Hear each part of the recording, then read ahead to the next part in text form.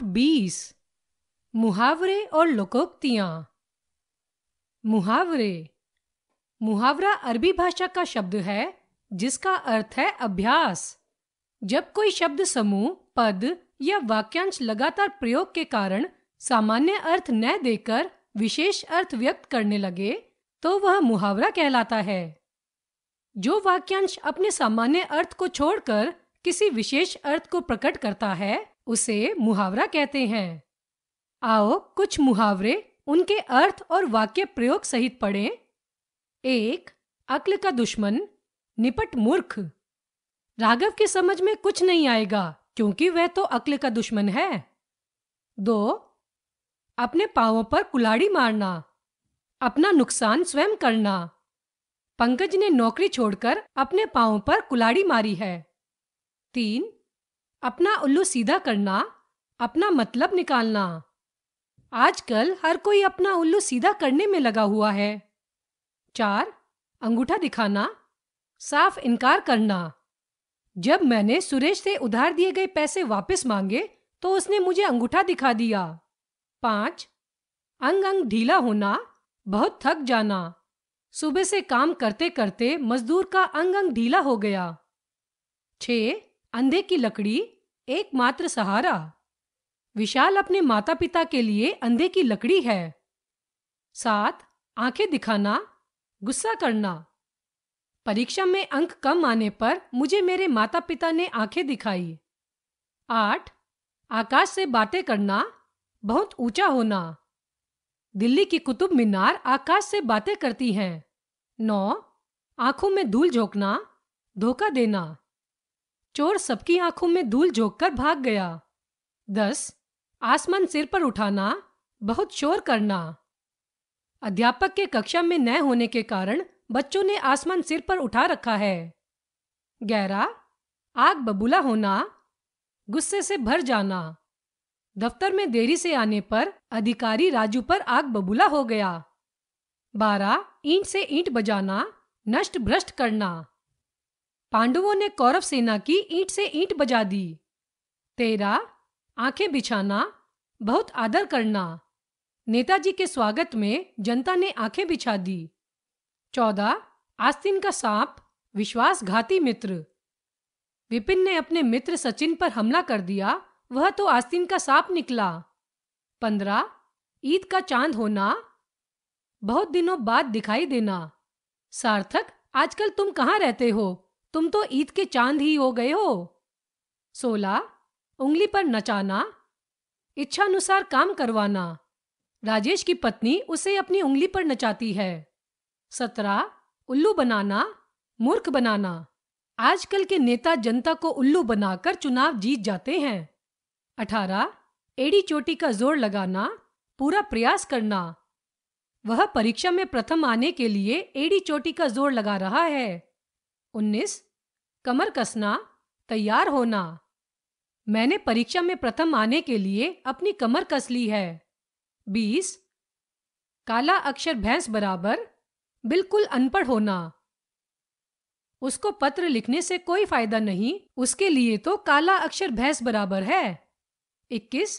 कान कतरना, बहुत चतुर होना। आयु में छोटा होने पर भी रोहित सबके कान कतरता है। 22.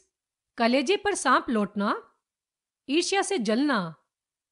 श्री कृष्ण को देखकर कंस के कलेजे पर सांप लौटने लगे। 23. खून पसीना एक करना, बहुत परिश्रम करना। चिराग की टीम ने मैच जीतने के लिए अपना खून पसीना एक कर दिया। 24.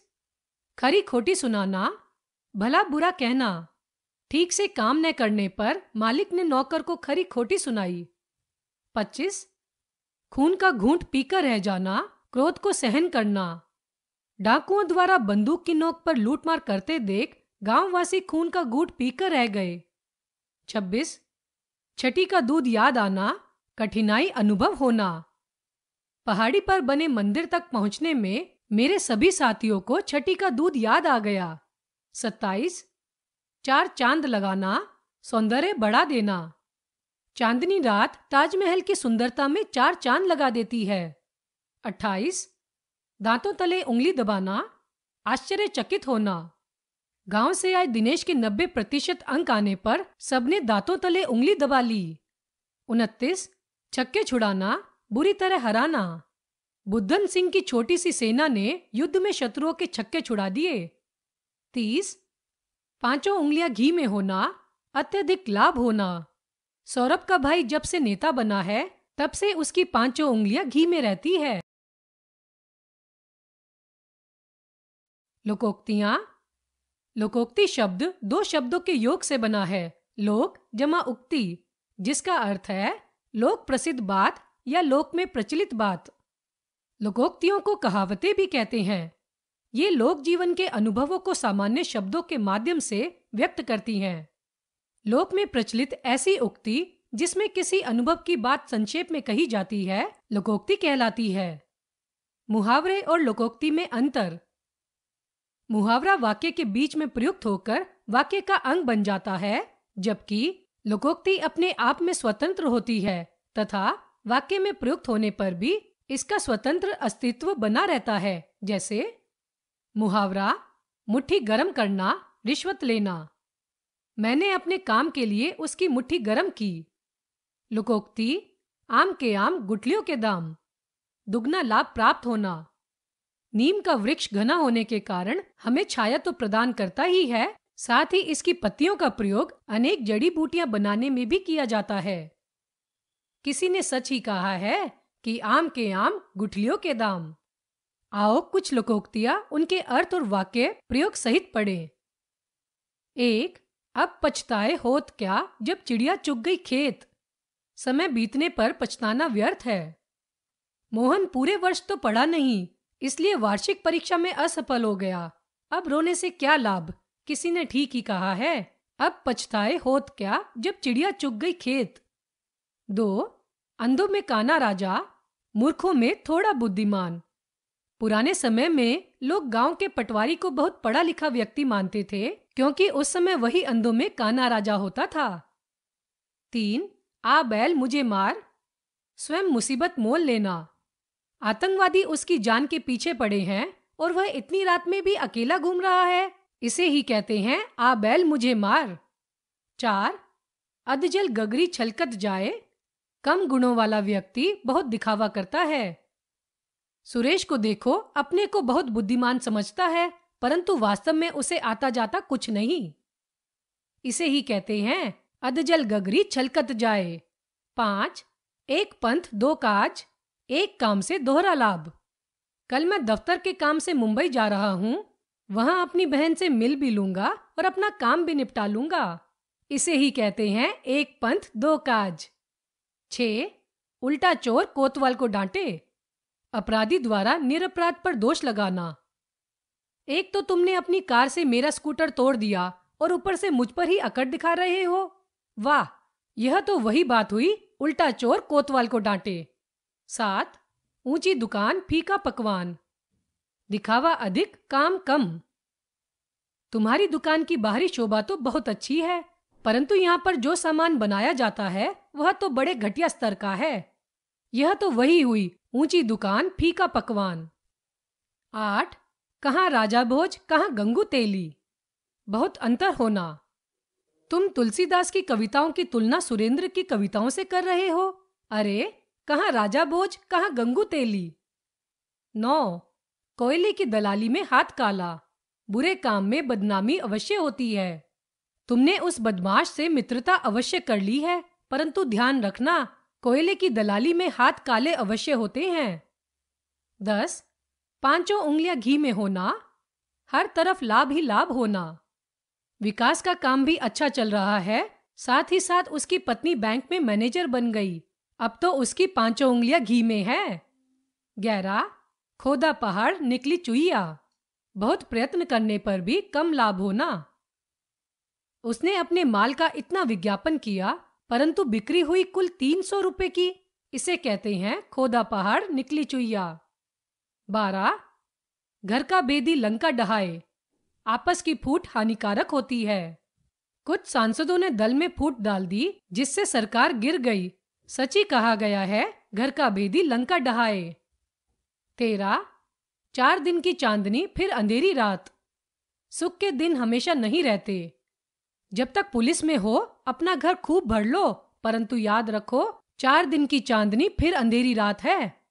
14 चिराग तले अंधेरा, अपनी बुराई न देखना। दारोगा जी गुंडों को तो पकड़ रहे हैं, पर अपने बेटे की गुंडागर्दी से अनभिज्ञ हैं। इसे ही कहते हैं चिराग तले अंधेरा। 15 चोर की दाढ़ी में तिनका, अपराधी स्वयं भयभीत रहता है। पुलिस की बात सुनते ही नौकर के चेहरे पर हवाइयां उड़ने लगी। इससे स्पष्ट है कि चोरी उसी ने की है, क्योंकि चोर की दाढ़ी में तिनका होता है। 16 जिसकी लाठी उसकी भैंस, शक्तिशाली व्यक्ति अपना अधिकार जमा लेता है।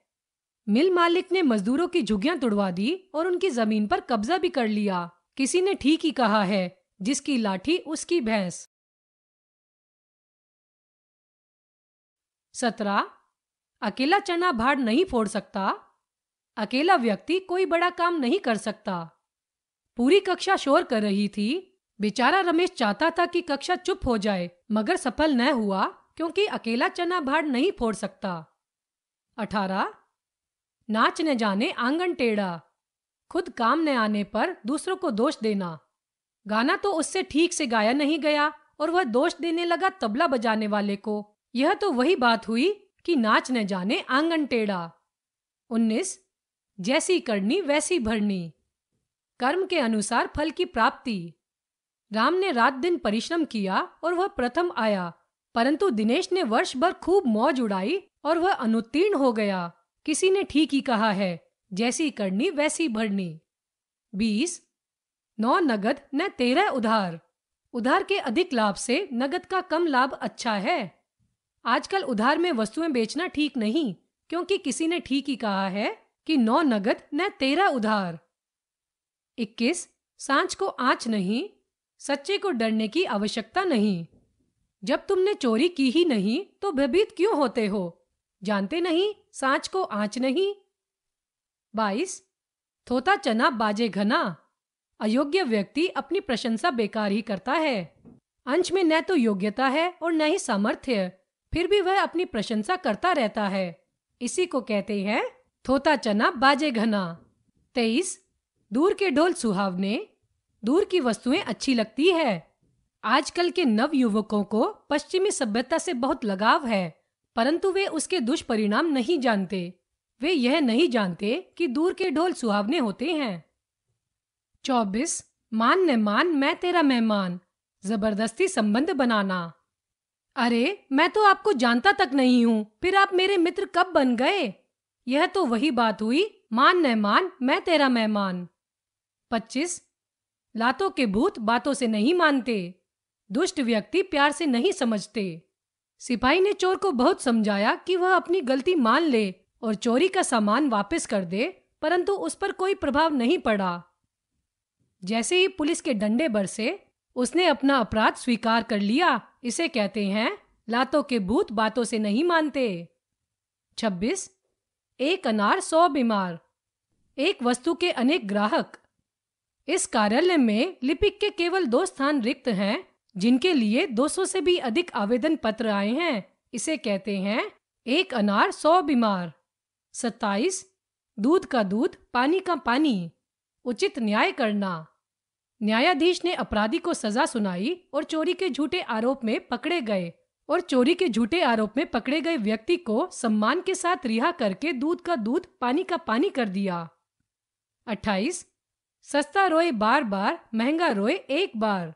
सस्ती चीज खरीदने पर रोज परेशान होना पड़ता है।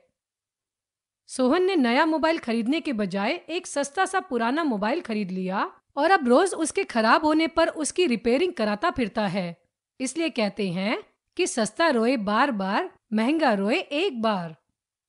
29 हाथी के दांत खाने के और दिखाने के और, कहना कुछ और करना कुछ।